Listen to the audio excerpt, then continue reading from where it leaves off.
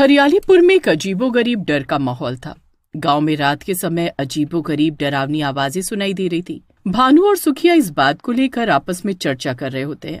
यार सुखिया, मेरी समझ में नहीं आता कि हमारे हरियालपुर गांव को क्या हो गया है। पहले कितने लोग घूमने आते थे, पर अब तो पर्यटकों ने आना बंद कर दिया है।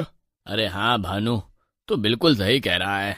पहले जब सैलानी आते थे तो उन्हें मूर्ख बनाकर अच्छे पैसे ऐंठ लेते थे और हमारी अच्छी खासी आमदनी हो जाती थी। हाँ भाई, और कभी कभी तो उन पर्यटनों में सुंदर सुंदर लड़कियां भी आती थी, जिन्हें देखकर मन एकदम ठंडा हो जाता था। बिल्कुल सही कहा, मगर अब तो हालत ऐसे हो गए हैं कि रात के समय डरावनी डरावनी आवाजें आने लगी है और इसी वजह से सबने यहाँ आना छोड़ दिया है। सुखिया और भानु हंसी मजाक करते हुए अपने अपने घर चले जाते हैं। रात धीरे धीरे गहराने लगती है। भानु अपने बिस्तर पर गहरी नींद में सो रहा होता है, तभी अचानक उसके कानों में एक अजीबोगरीब डरावनी आवाज गूंजती है। चने ले लो, गर्मा गर्म चने ले लो। भानु हड़बड़ाकर उठ जाता है।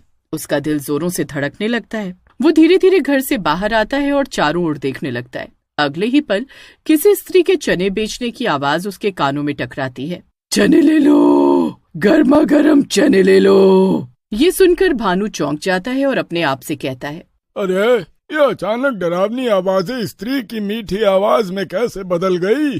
कौन है ये लड़की जो रात के समय चने बेच रही है? चलो चल कर देखते हैं। भानु धीरे धीरे उस आवाज की दिशा में बढ़ने लगता है। वो कुछ दूर जाकर देखता है कि एक सुंदर स्त्री एक ठेले के सामने खड़ी होती है। भानु धीरे धीरे उसके पास जाता है और उसे गौर से देखने लगता है। तभी वो लड़की मुस्कुराते हुए कहती है, क्या बात है बाबू, कभी लड़की नहीं देखी क्या? अब लड़कियां तो बहुत देखी हैं, लेकिन रात के समय चने बेचने वाली लड़की कभी नहीं देखी। तुम कौन हो? मेरा नाम जलेबी है। इतना बोल जलेबी चने बनाकर भानु को देती है और भानु जैसे ही चने खाता है वो चौंक जाता है। अरे वाह, क्या स्वादिष्ट चने हैं। ये बताओ तुम कौन हो, और मैंने तुम्हें पहले कभी इस गांव में नहीं देखा है। बाबूजी, मैं दूसरे गांव में रहती हूँ, अक्सर रात में ही चने बेचती हूँ, मगर तुम्हारे गांव में तो बड़ा सन्नाटा है। अरे तुम्हें नहीं मालूम, हमारे गांव में एक चुड़ैल का साया है।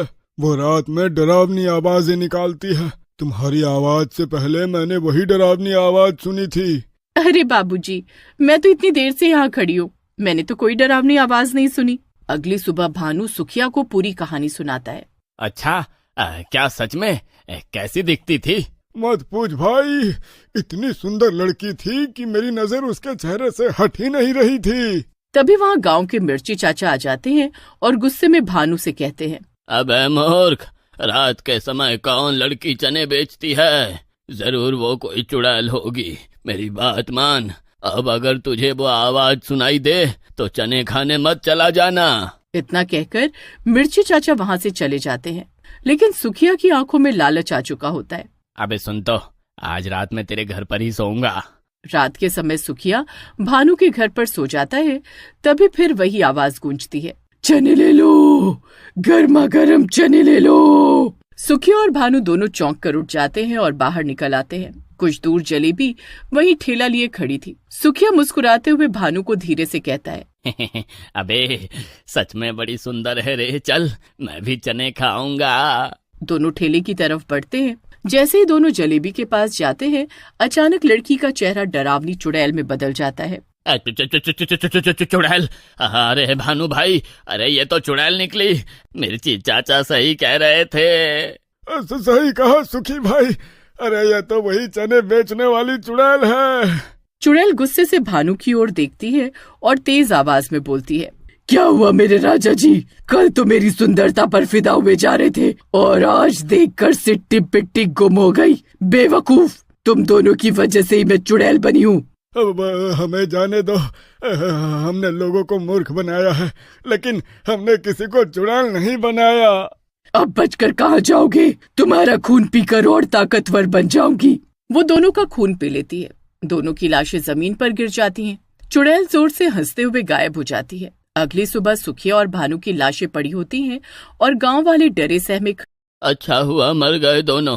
मैंने मना किया था रात में घर से बाहर मत निकलना, लेकिन किसी ने मेरी बात नहीं सुनी। अबे ओ मिर्ची, ये क्या बोल रहा है?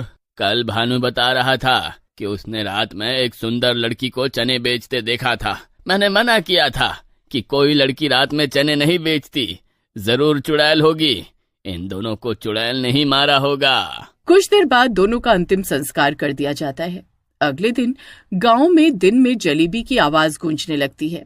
चने ले लो गरम गरम, खाओगे तो बनोगे नरम। मिर्ची चाचा और मुखिया चौंक कर देखते हैं।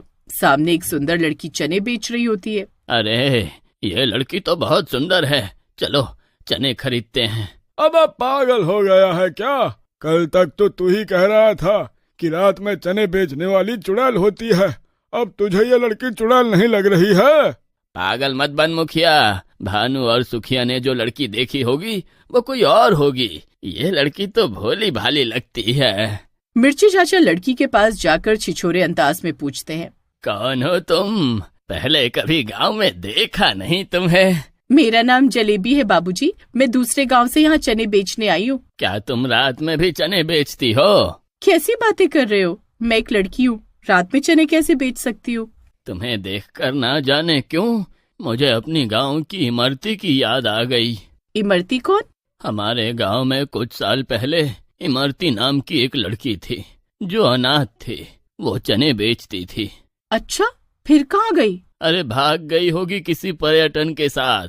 ये सब छोड़ो, तुम अपने सुंदर और कोमल हाथों से मुझे चने खिलाओ। जलेबी मिर्ची चाचा को चने दे देती है और मुस्कुराते हुए आहिस्ता से मिर्ची चाचा से कहती है, बाबूजी आप बिल्कुल जवान दिखते हो, अगर कहो तो मैं रात में आपके घर के दरवाजे पर चने बेचने आ सकती हूँ। मिर्ची चाचा खुश हो जाते हैं। आना जरूर, पर किसी को बताना मत। जलेबी मुस्कुराते हुए चली जाती है। मिर्ची चाचा घर के बाहर टहल रहे होते हैं, इंतजार कर रहे हैं। तभी जलेबी ठेला लेकर आ जाती है। अरे आप तो बाहर ही खड़े हैं।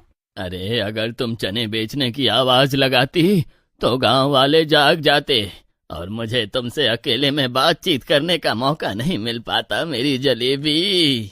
इतना कहकर मिर्ची चाचा जलेबी का हाथ पकड़ने ही वाले होते हैं कि तभी जलेबी मुस्कुराते हुए कहती है, अरे इतनी भी क्या जल्दी है। इतना बोलकर जलेबी का चेहरा अचानक डरावनी चुड़ैल में बदल जाता है। क्या हुआ मिर्ची चाचा, अब तुम्हारी सिट्टी पिट्टी क्यों गुम हो गई? लो पकड़ो मेरा हाथ। मिर्ची चाचा डर कर पीछे हटते हैं, लेकिन चुड़ैल उन्हें पकड़ लेती है और उनका खून पीकर उन्हें मार देती है और ठेला लेकर वहाँ से गायब हो जाती है। अगले दिन गांव के बीचों बीच मिर्ची चाचा की लाश पड़ी थी। गांव वाले डरे सहमे खड़े थे। पहले गांव में डरावनी आवाजें सुनाई दी, फिर भानु और सुखिया मारे गए और अब मिर्ची चाचा। मुखिया जी, ये किसी चुड़ैल का काम है। मैंने पहले ही एक तांत्रिक को खबर दी है, वो बस आने ही वाला होगा। तभी वहाँ पर तांत्रिक आ जाता है। तांत्रिक मिर्ची चाचा की लाश की ओर देखकर बोलता है, इसे किसी चुड़ैल ने मारा है। तभी अचानक दूर से आवाज आती है, चने ले लो, गरम गरम चने ले लो।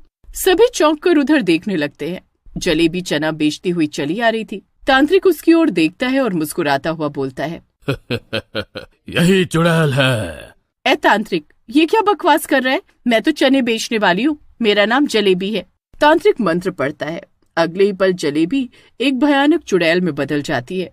मेरा शक सही निकला, ये चने बेचने वाली ही चुड़ैल निकली। तांत्रिक गुस्से से चुड़ैल से बोलता है, तुमने गांव वालों को क्यों मारा? सुखिया और भानु को मैंने इसलिए मारा क्योंकि उन्हीं की वजह से मैं चुड़ैल बनी। वो कैसे? मेरा असली नाम इमरती है।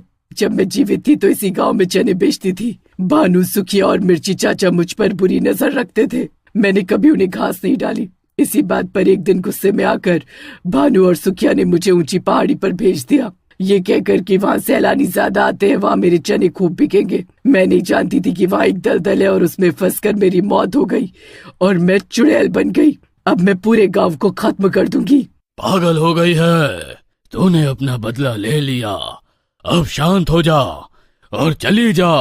तू कौन होता है मुझे रोकने वाला? मैं तुझे भी मार दूंगी। तांत्रिक जोर से मंत्र पढ़ता है और चुड़ैल के शरीर में आग लग जाती है। कुछ ही देर में चुड़ैल जलकर राख हो जाती है। गांव वाले राहत की